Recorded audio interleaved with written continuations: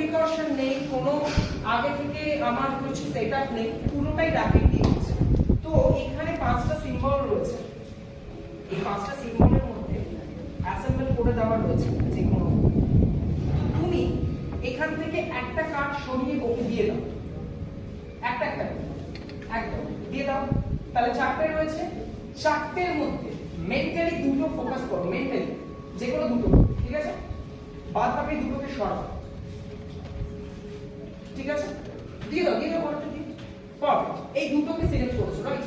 তোমার ব্রেনে ঘোরাতে থাকো এবং তুমি একজনকে যে কোনো একজনকে ইন্ডিকেট করতে পারো, যে কোনো কেউ আসতে হবে না যাকে ইন্ডিকেট করবে।